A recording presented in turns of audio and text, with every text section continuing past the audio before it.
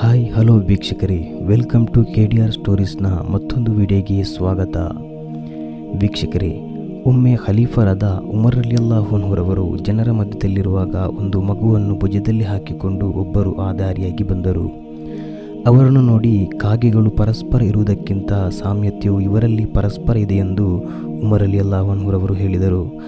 ಆ ಸಂದರ್ಭದಲ್ಲಿ ಅಮೀರುಲ್ ಮುಅ್ಮಿನೀನ್ ಉಮರ್ ರಲಿಯಲ್ಲಾಹು ಅನ್ಹುರವರೇ, ಸೃಷ್ಟಿಕರ್ತನಾನೇ, ಇವನ ತಾಯಿ ನಿಧನ ಹೊಂದಿದ ನಂತರವಾಗಿದೆ ಇವನು ಜನನವಾದದ್ದು ಎಂದು ಆ ವ್ಯಕ್ತಿ ಉಮರ್ ರಲಿಯಲ್ಲಾಹು ಅನ್ಹುರವರ ಬಳಿ ಹೇಳಿದರು. ಇದನ್ನು ಕೇಳಿ ಅದು ಹೇಗೆ ಎಂದು ಉಮರ್ ರಲಿಯಲ್ಲಾಹು ಅನ್ಹುರವರು ಆ ವ್ಯಕ್ತಿಯೊಂದಿಗೆ ಕೇಳಿದರು.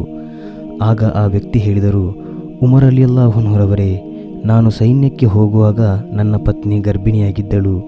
ನಾನು ಅವಳೊಂದಿಗೆ ಹೇಳಿದೆ, ನೋಡು, ನಿನ್ನ ಹೊಟ್ಟೆಯಲ್ಲಿರುವ ಮಗುವನ್ನು ನಾವು ಆರಾಧಿಸುವ ಸೃಷ್ಟಿಕರ್ತನಲ್ಲೇ ವಹಿಸುತ್ತಿದ್ದೇನೆ. ಹಾಗೇ ಹೇಳಿ ಹೋದ.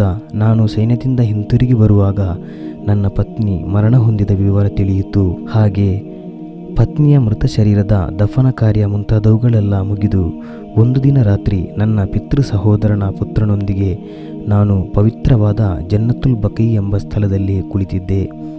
ಆಗ ದಫನ ಭೂಮಿಯಲ್ಲಿ ಬೆಳಕಿನ ಹಾಗೆ ಇರುವ ಒಂದು ಪ್ರಕಾಶವನ್ನು ಕಂಡೆನು. ನಾನು ಅಲ್ಲಿ ಪ್ರತಿದಿನ ಕುಳಿತಿರುವ ಜನರೊಂದಿಗೆ ನಾನು ಆ ಕುರಿತು ಕೇಳಿದೆ. ಆಗ ಅವರು, ಅದು ಏನೆಂದು ನಮಗೆ ಗೊತ್ತಿಲ್ಲ, ಆದರೆ ಎಲ್ಲ ದಿವಸ ರಾತ್ರಿ ಆ ಹೆಣ್ಣಿನ ಸಮಾಧಿಯ ಸಮೀಪದಲ್ಲಿ ನಾವು ಆ ಪ್ರಕಾಶವನ್ನು ಸ್ಪಷ್ಟವಾಗಿ ಕಾಣುತ್ತೇವೆ ಎಂದು ಜನರು ಹೇಳಿದರು. ಬಳಿಕ ನಾನು ಒಂದು ಸಣ್ಣ ಹಾರೆಯೊಂದಿಗೆ ಆ ಸಮಾಧಿಯ ಸಮೀಪಕ್ಕೆ ಹೋದೆ.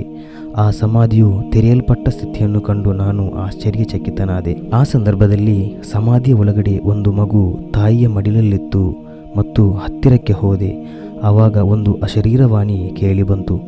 ಅದು ಏನೆಂದರೆ, ಪತ್ನಿಯ ಹೊಟ್ಟೆಯಲ್ಲಿರುವ ಮಗುವನ್ನು ಸೃಷ್ಟಿಕರ್ತನಿಗೆ ವಹಿಸಿದ್ದವೋ ಮನುಷ್ಯ, ನೀನು ವಹಿಸಲ್ಪಟ್ಟದ್ದನ್ನು ಹಿಂದಕ್ಕೆ ಪಡೆದುಕೋ ಎಂದು ಕೇಳಿತು. ಬಳಿಕ ನಾನು ಸಮಾಧಿ ಒಳಗಡೆ ತಾಯಿಯ ಮಡಿಲಲ್ಲಿದ್ದ ಮಗುವನ್ನು ತೆಗೆದೆ. ನಂತರ ಸಮಾಧಿಯು ಯಥಾಸ್ಥಿತಿಯಲ್ಲಿ ಒಂದುಗೂಡಿತು. ವೀಕ್ಷಕರೇ, ಇನ್ನಷ್ಟು ಇಂತಹ ವಿಡಿಯೋಗಳಿಗಾಗಿ ನಮ್ಮ ಚಾನಲನ್ನು ಸಬ್ಸ್ಕ್ರೈಬ್ ಮಾಡಿ ಹಾಗೂ ಬೆಲ್ ಬಟನ್ನ ಒತ್ತಿ.